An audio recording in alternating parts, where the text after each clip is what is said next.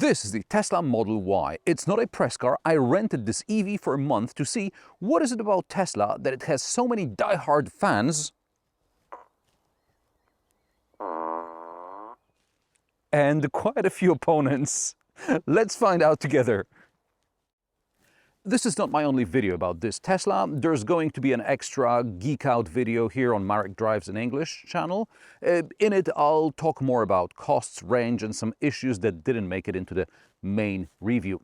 Channel members can view it right now, and others will have to wait a few days. Okay, enough self-promoting. Let's roll the intro.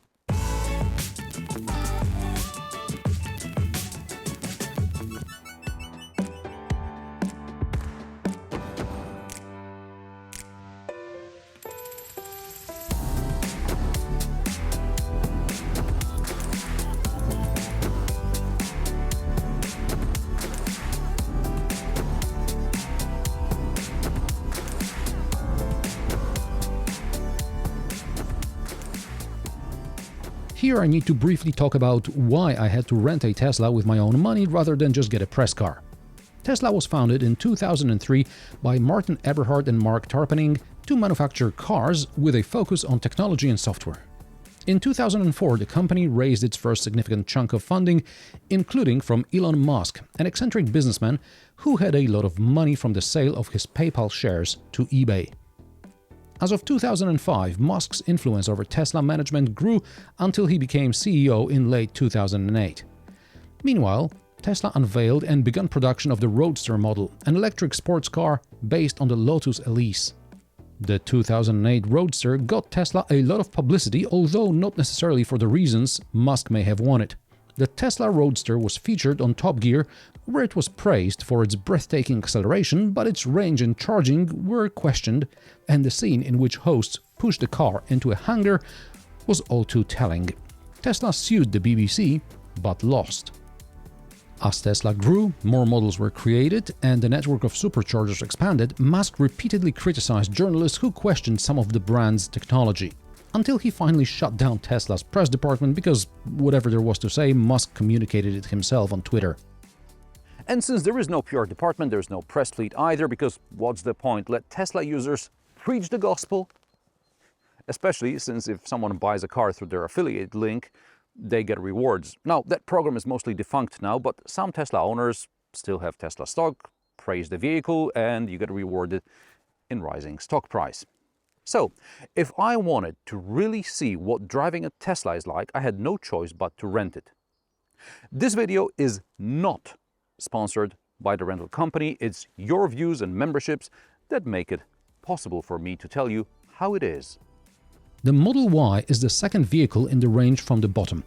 We have the Model 3, Model Y, Model S, and Model X. Apparently 3 was supposed to be called the E, but Mercedes didn't agree. However, 3 looks like an E, so the model lineup can spell sexy. Musk's a funny man, right? The Model Y is a crossover slightly larger than the BMW X3, the Hyundai Ioniq 5, or even the Skoda Kodiaq. As standard, it's rear-wheel drive and has just under 60 kWh battery capacity. Then there are the extended range and performance model. These have 75 kWh batteries. The base model has a WLTP range of up to 455 km and the long range, like this one, up to 533 km. Realistically, it's closer to 350 km, but more on that in a moment. Now let's talk about practical aspects. Many car makers boast that they design their electric cars from scratch on bespoke platforms, but I think only Tesla and maybe Hyundai Kia are taking these claims seriously. I don't know of another car that makes such good use of interior space. Now, under the hood, we have a front trunk or frunk. If 117 liters doesn't tell you much, it will accommodate a carry-on suitcase and maybe even a winter coat as well. Or just make it dirty storage and use it for cables, gloves, and maybe some smelly running shoes. The rear trunk has about 400 liters capacity above the floor, and then there is more than 100 liters under the floor right next to the sill, and some flat space further on for 2 extra seats in the 7-seater, which we probably won't be getting in Europe. In total, there's about 550 liters.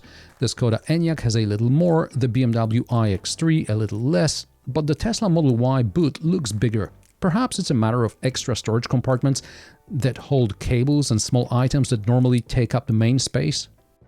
But Tesla failed to design the parcel shelf in a way that can be easily removed without folding at least part of the rear seat backrests. And the shelf doesn't fit under the floor either. I have an impression that this is an afterthought just for the European market, because in the States, nobody cares about this feature. The backrests split 40-20-40 and there are release buttons on the boot side. There is a 12-volt outlet, but the shopping bag hooks are missing. Also, water collects in these little grooves for the tailgate bumps. The tailgate can be closed with a button or using an app, but there is no gesture opening or closing. The rear passengers get plenty of legroom and headroom. There is an armrest with some cup holders. The door pockets are okay size. Now, there are also some pockets here in the backs of the front seats. There are two USB-C ports and air vents which you cannot close, but even the middle passenger has good legroom because the center console has a recess down here, so there is good legroom. Perhaps not much of butt or shoulder room, but legroom is great with the flat floor and everything. Before I get behind the wheel, a few words about access. Tesla comes with cards to open the car and to get going, which you can carry in your wallet. But this is an emergency solution. You will have to take the card out of your wallet and touch it somewhere in the middle of the B-pillar. Then the card has to be placed somewhere next to the cup holders in order to put the car into drive. The latter can be turned off, but it's generally designed to be a nuisance.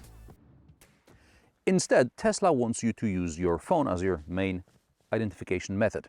A person carrying a paired phone gets into the car without any additional steps. The phone connects to the car as you approach, so there is no need to open the app, let alone authenticate. It just works. For comparison, it takes 30 to 40 seconds to open my Mini from the Mini app, and you have to identify yourself with a PIN or fingerprint. Tesla assumes the phone is like a key.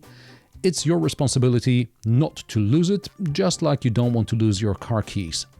Since the phone has its own security features that you have to unlock, the app doesn't need extra authentication.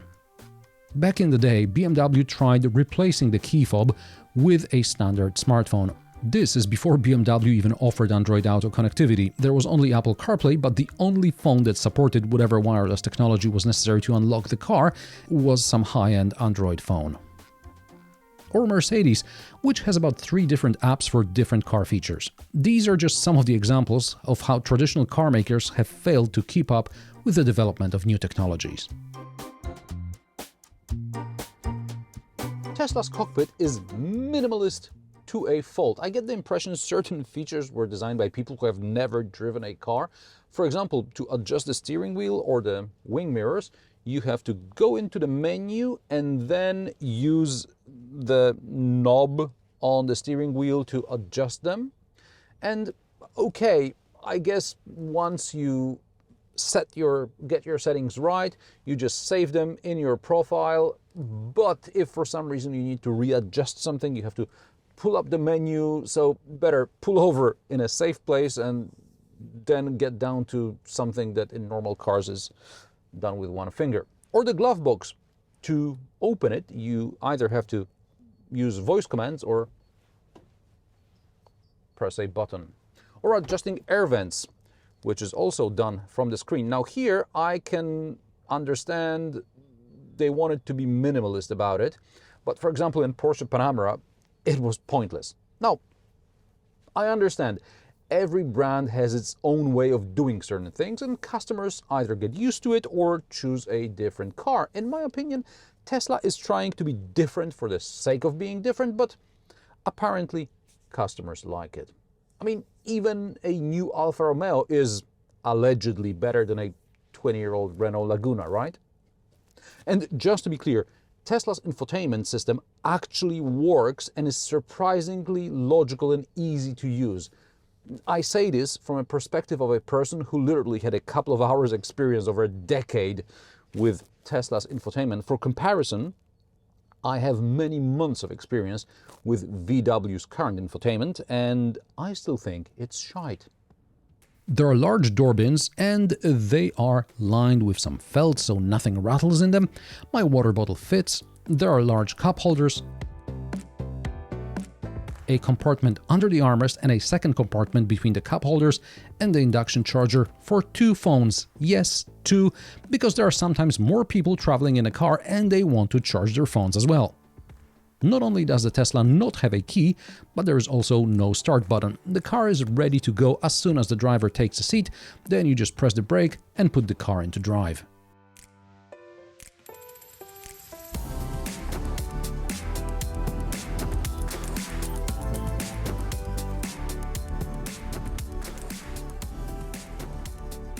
Let me start with Tesla's biggest competitive advantage, and that's efficiency. I don't recall an electric car of this size that consumes easily under 15 kilowatt hours per 100 kilometers in the city. Yes, it's already spring and it's warm, but in the VW ID.5 GDX, which competes directly against Tesla Model Y, energy consumption never dropped below 20 kilowatt hours per 100 kilometers, and that was mainly in the city on B roads, and it was summer. I drove the Tesla Model Y more than 3,000 kilometers, of which about 2,500 kilometers was on dual carriageways and motorways, and the average energy consumption at the moment is 18.2 kilowatt hours per 100 kilometers. The BMW iX on a trip from Poland to the Alps and back used 27 kilowatt hours. It was winter, but it wasn't extremely cold. Only the much smaller Kia e-Soul uses less energy, and Renault Megane E-Tech has similar energy consumption, while it is also a substantially smaller vehicle than any Tesla. Then there's the Supercharger network, and as far as I can tell, based on videos by US YouTubers, Superchargers are a big advantage over there, because other networks are not particularly reliable. Now, the Supercharger network in Europe is not as developed, so although using Superchargers is indeed seamless, it is sometimes more convenient to use other providers, which are on the way, and they are increasingly reliable as well. The way superchargers are located in Europe allows for fairly free movement between them.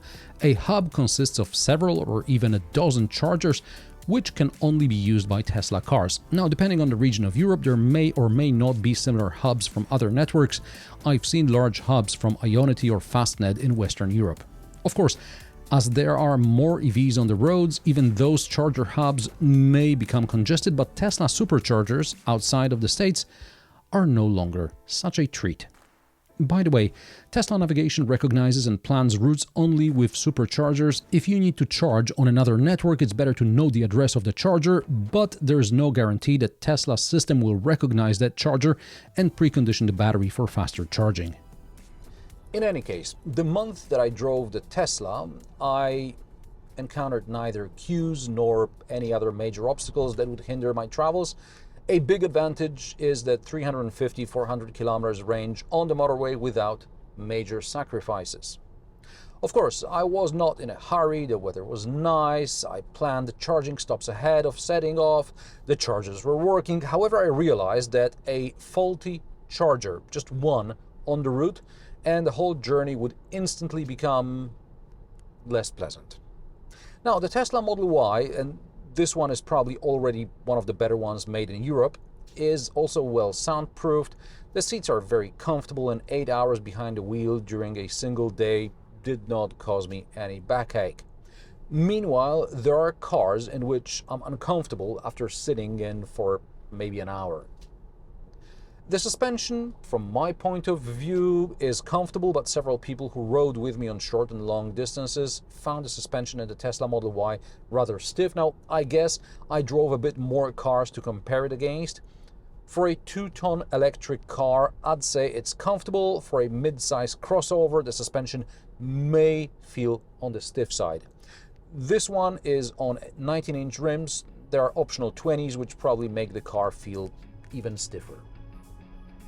Handling, like in most other EVs, is nothing to write home about. I can't think of any EV other than the Porsche Taycan, which I think would be engaging to drive. For what it's worth, like other EVs, the Tesla Model Y also feels heavy in tight corners. The center of gravity may be low, but the car still weighs a fair bit. EVs are fast in a straight line, but that gets old soon. Speaking of performance, The Tesla Model Y long range should accelerate from 0 to 100 km per hour in 5 seconds. The car has two modes, chill and standard. In the former, 0 to 100 km per hour takes about 8 seconds, while in the latter I managed 5.3 seconds. I don't know if Tesla has any limitations based on, for example, temperature or state of charge of the traction battery. I also tested the all-wheel drive system.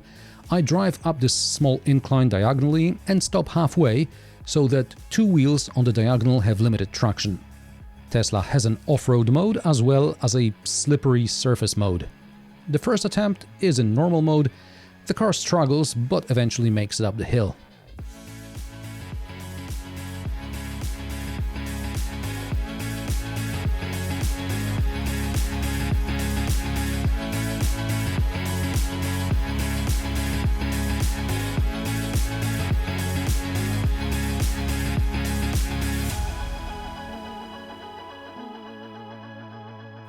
The second approach is in off-road mode. It looks as if the car struggles more, and I felt that behind the wheel as well.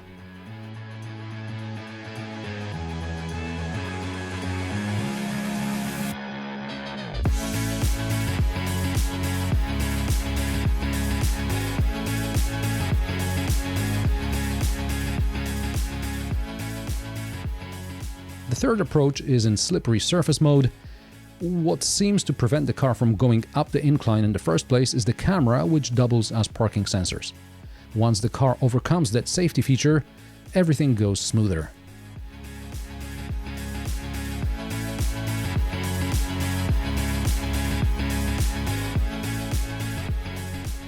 And what about the Autopilot?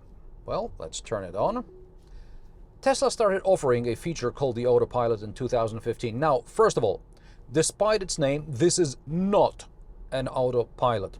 It's a combination of adaptive cruise control and lane keeping assist. At the time Tesla launched the Autopilot, similar features were available in other brands, albeit mostly either premium or top-end trims of mass-market models.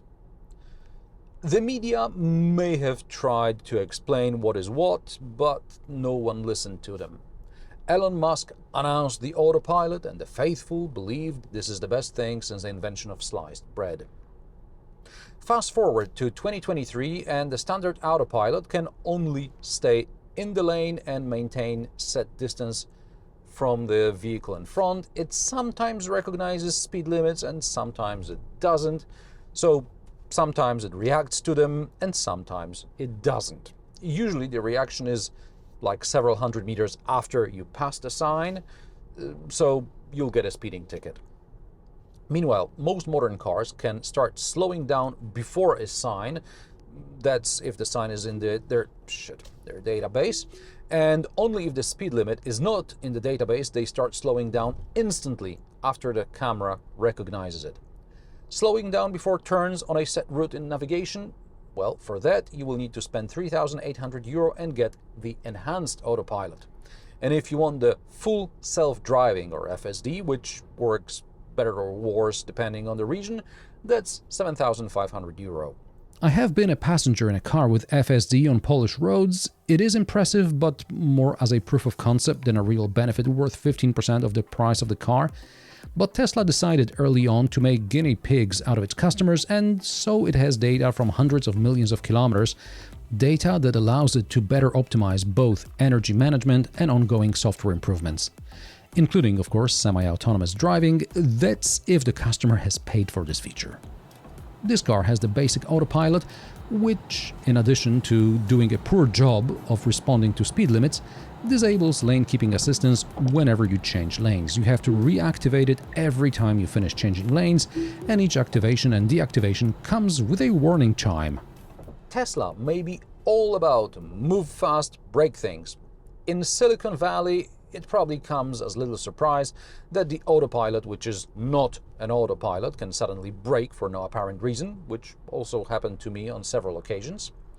I once discussed this with a representative of a legacy premium car maker who noted that if someone died in a car made by his employer because the driver was under the impression they were driving an autonomous vehicle, the brand's more than century-old reputation would be badly damaged. Not so with Tesla. When I first drove a Tesla Model S 7 years ago, I got the impression that this is not a car for people who like to drive. It's a car for people who need to get from A to B and don't want to use public transportation like the plebs. It's a car for people who want to be like Elon Musk, who have more important things on their minds than driving, and who believe that technology can finally eliminate the chauffeur profession. Perhaps that's why all the visualization of the traffic situation, all the warnings are in such a place that the driver has to take their eyes off the road to actually see what's going on. Also, all the warnings seem to make the same sound. Something beeps, and since the warning is not in my field of vision, by the time I assess the situation around the vehicle, the warning is gone, and I don't know whether I run over a child or if Tesla was about to be hit by a roadster that Elon Musk launched into space and was now falling from the sky. I don't know. I'd rather not have to go through the on-screen menus to turn on the lights, the windshield wipers. Theoretically, these work automatically when the autopilot is on, but Tesla has a different threshold for turning on the lights than I do. Rain means poor visibility, so don't rely solely on the twilight sensor.